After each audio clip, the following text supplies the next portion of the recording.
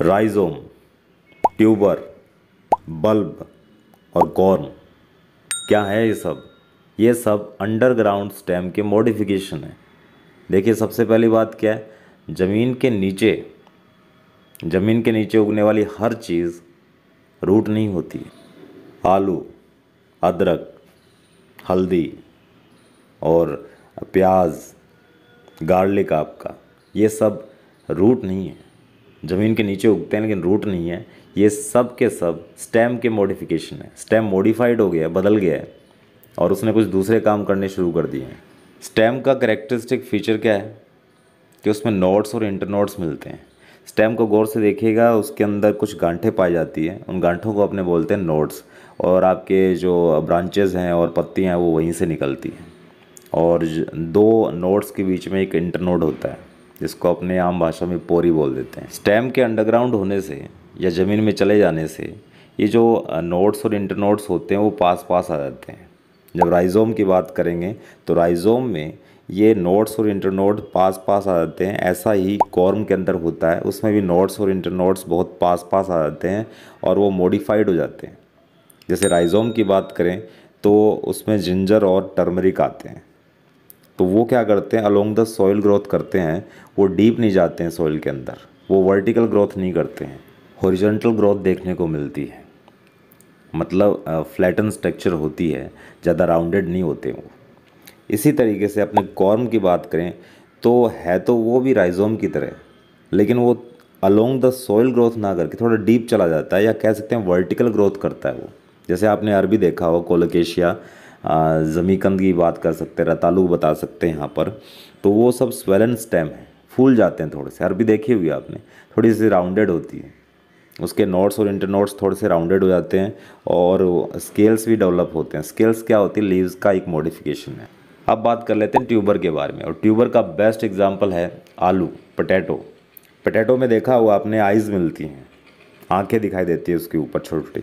ये डिप्रेशंस होते हैं अंडरग्राउंड स्टेम के ऊपर, जिनको अपने आइज़ बोल देते हैं, और एक वेजिटेटिव पार्ट होता है जिससे अपने नए प्लांट डेवलप करवा सकते हैं आलू के।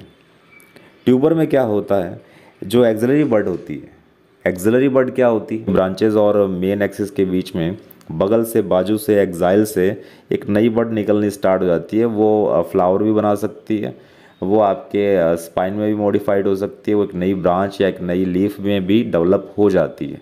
तो वो जो एक्सिलरी बड है वो अंडरग्राउंड हो जाती है तो स्टेम ही, स्टेम का एक पार्ट है एक्सिलरी बड। तो जब स्टेम अंडरग्राउंड होता है तो ये एक्सिलरी बड है, वो उससे एक ब्रांच निकलती है। ब्रांच निकलने के बाद जो उनके टिप होते हैं वो राउंडेड हो जाते हैं। राउंडेड होने के बाद फूड स्टोरेज करते हैं, स्टार्च कूट कूट के भर जाता है उनके अंदर, जिनको अपने आलू बोल देते हैं। अब लास्ट रह गया अपना बल्ब, शल्ककंद। इसमें आते हैं लहसुन और प्याज, आपके गार्लिक और अनियन। आपने देखा होगा जो इसका एडिबल पार्ट होता है, चाहे लहसुन हो चाहे प्याज हो, प्याज में आपने ज़्यादा गौर किया होगा कि प्याज की जो लेयर्स होती है वो एडिबल होती है, वो अपने खाते हैं। वाकई में ये स्केल्स होती हैं। स्केल्स मॉडिफिकेशन है लीव्स का। लीव्स अपना प्राइमरी फंक्शन छोड़ देती है, दूसरे कामों में मशगूल हो जाती है। स्केल्स के बारे में कभी और अपने डीप नॉलेज लेंगे, फिलहाल अपने आगे बढ़ते हैं बल्ब के बारे में। बल्ब में दो आते हैं, अनियन और गार्लिक, दोनों के अपने स्केल्स खाते हैं। अब उसमें अनियन में जो स्केल्स होती है उनके हर स्केल्स के ऊपर छिलका नहीं मिलता आपको, जिसको ट्यूनिका बोलते हैं अपने।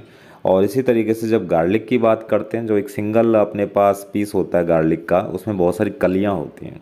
वो कलियां क्या चीज़ है, वो सिंगल सिंगल कलियां क्या चीज़ है, वो सिंगल सिंगल स्केल्स हैं। और हर स्केल्स के ऊपर आपको ट्यूनिका दिखाई देती है, मतलब वो छिलके दिखाई देते हैं। लहसुन को छीलना बड़े खांडे की धार होती है, जो छीलते हैं उनसे पूछिएगा कि कितना मुश्किल काम है। तो अनियन के ऊपर एक सिंगल ट्यूनिका ही मिलती है, एक सिंगल छिलका ही मिलता है पूरे पीस के ऊपर। इसलिए अनियन किस टाइप का बल्ब हुआ, अनियन हुआ अपना मोनोट्यूनिक बल्ब। इसी तरीके से जो गार्लिक होता है वो होता है पॉलीट्यूनिक बल्ब, क्योंकि हर स्केल के ऊपर अपने को एक सिंगल सिंगल छिलका दिखाई देता है या सिंगल सिंगल ट्यूनिका दिखाई देती है। तो अनियन किस टाइप का बल्ब हो गया, मोनोट्यूनिक। वहीं पर अपना जो गार्लिक है वो है पॉलीट्यूनिक बल्ब। तो इस तरह से आज अपनों अंडरग्राउंड स्टेम के मॉडिफिकेशन पढ़ लिए, राइजोम, ट्यूबर, बल्ब और कॉर्म। कोई क्वेरी है तो आप पूछ सकते हैं। तब तक के लिए बने रहिए, टिके रहिए एंड इनहेल बायोलॉजी।